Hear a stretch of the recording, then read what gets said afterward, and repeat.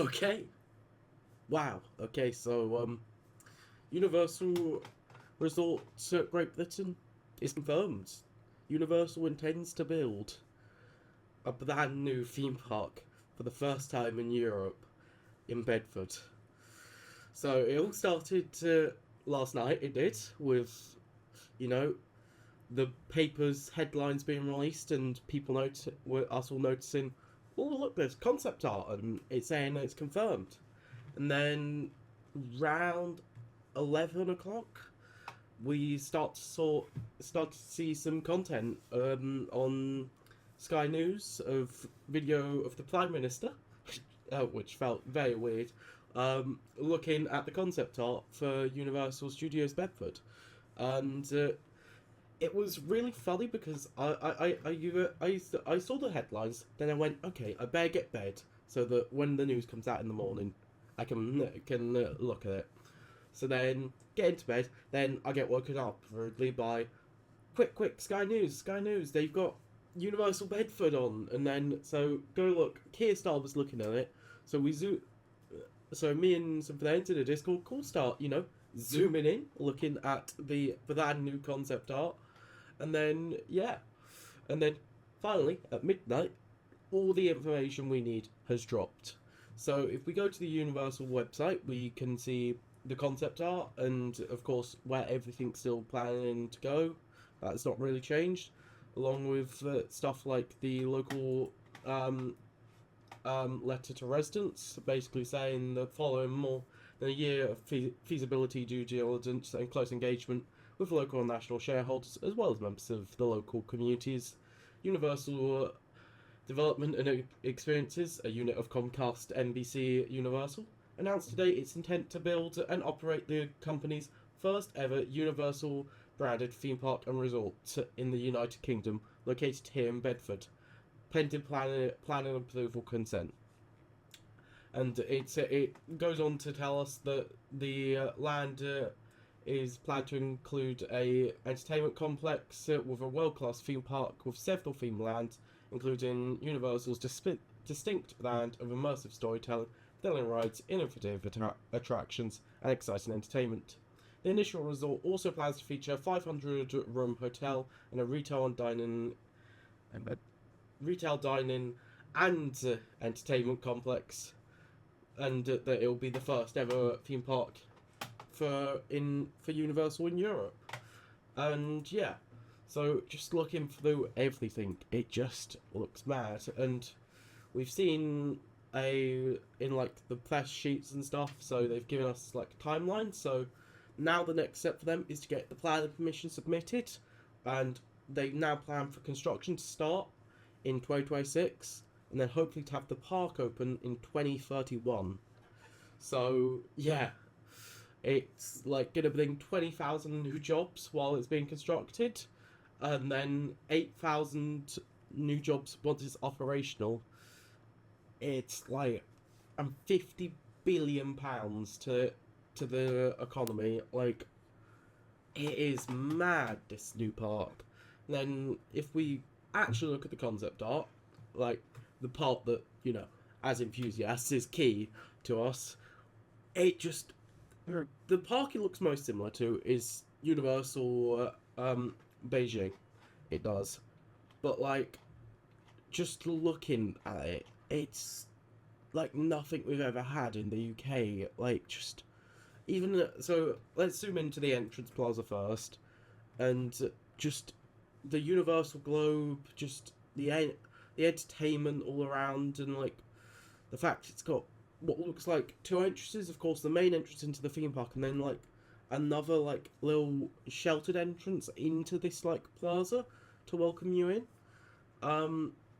And I'm assuming what's going to be behind there is sort of like the train station and stuff to link us all in. And it just, yeah. And then we look at like the hotel that's attached to the main street of the park, and just the main street of the park. It just walking down that in like 6 years. Sorry, I said 5 years. Bit overexcited. Never know. We might get our previews. 6 years is just, I think I'm gonna cry. 'Cause what are we looking at? Just this concept art. And then if we move around the park, I'm bringing everything up as we move around. I'm going to go from the left of the concept art all the way back around to Main Street. So what looks to be first is some sort of mainly like kiddie land. I don't know what it fully plans to be. That's one I've been struggling on. But it looks like it has like some teacups, a balloon ride, what looks like possibly like a trail, and then a building for what could be like a dark ride. And then we move on, and we have what looks like a massive coaster. I think it's gonna beat Hyperia in size of what looks like. It's been a debate between me and my friends last night, but from what we've been looking at, it looks like a double spike. Which, if it is either a top hat or a double spike. Either way, it looks insane. It goes in and out of the building. Just how mad that's gonna be. And then next to it, if we look above, we've got like a massive plot of land just for expansion. So, like, this park, compared to some of the other Universal parks, it is quite small, but it's still massive. It's bigger than Alton Towers. Like, the amount of land that they have to build on is insane. But, like, they've left so much room for expansion on this one park, which we're probably going to get 2 or 3 parks long term, of course, not instantly. But with how much land they've bought, they've got room for expansion.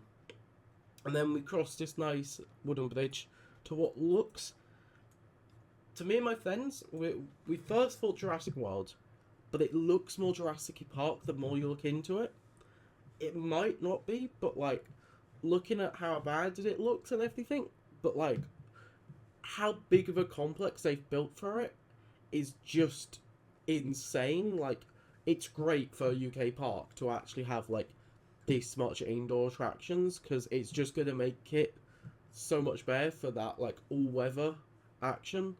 You know, because that's one of the main things that Merlin's downfall is that we basically have nothing indoors apart from a couple dark rides. So when it's winter, nothing operates. No one wants to go. It's miserable for like the GP. So yeah, just looking around it and just the theming. Oh. And like we move around and then we've got this massive coaster. It looks, from what I want to say, like a B&M. The other coaster at the bottom that looks like it's going to be like the tallest in the park looks Intamin like. This one looks very B&M like. But still, they all look just amazing, like nothing we've ever had. Like, it looks like we're finally going to get some more world-class coasters in the UK. And then we've got, just in the back, what looks like Waterworld in Beijing.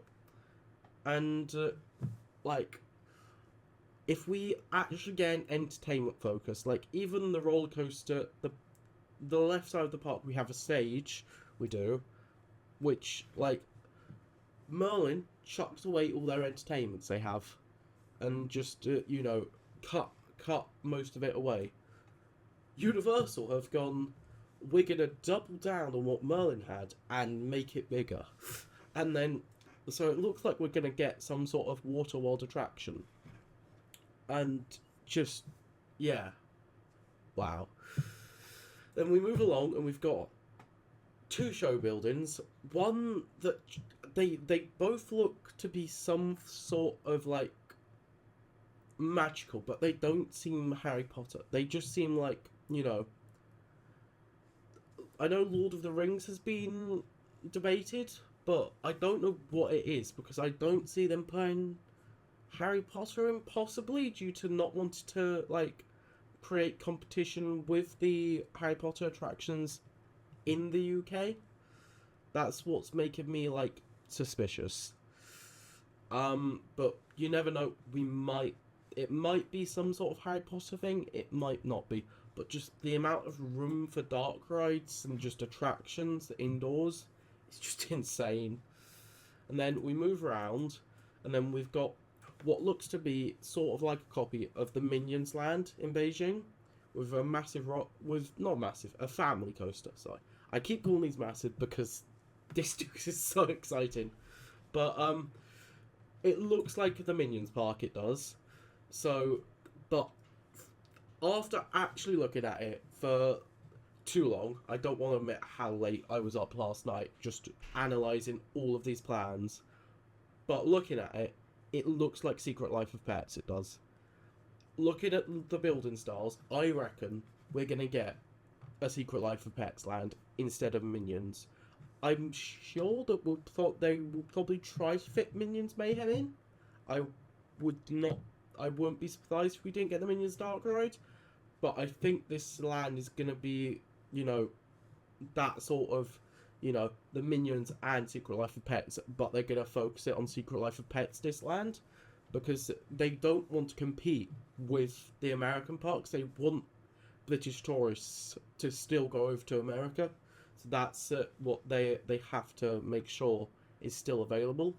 But yeah, just looking at this, it's just the roller coaster just on the waterfront and just everything just revolving around a lake. Oh, it did. And this is like just the start.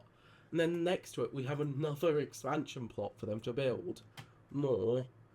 And this one's even more clear because if you just look, there's just like a gap there is where very clearly you could build a massive entrance. And then I've only just noticed this because none of our zoomed in photos that we have got have pointed this out. But there is sort of a building with a small showroom or some sort of restaurant building on next to the back of the high street, and just then we reach back round and just a massive viewing platform just over the lake just to see everything in Universal. I can't believe we've actually got this. It's mad, it is. And just I am going to come out with a video at some point in the near future, actually fully going through and trying to fully pinpoint everything that we can find. But I thought we should get a very quick video out of just quick look at everything that's to come and just the news that we've actually got this now in the UK. I'm sure they're going to talk about it today in Prime Minister's questions about what boost it's going to bring, and I'm sure Kia's going to probably, fingers crossed, come on Kia, you can leak something like new record breaking coasters, new tallest coasters, but yeah, just everyone wants this to happen, the locals, the government and Universal themselves. So I just, now that Epic Universe has opened, it's going to be great. But yeah. So that's all for now. But God, we've got a good 6 years coming, and then an amazing theme park afterwards. But for now, I will see you, and hope to see you around, and maybe even see you at Universal Great Britain. Goodbye.